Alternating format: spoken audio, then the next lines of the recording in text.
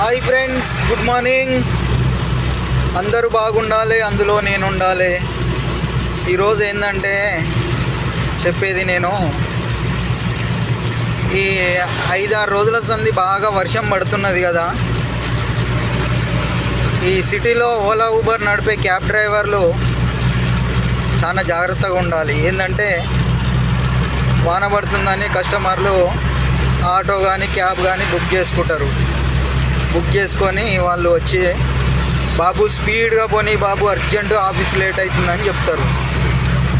ఈ వానకు బండి నాని మనది,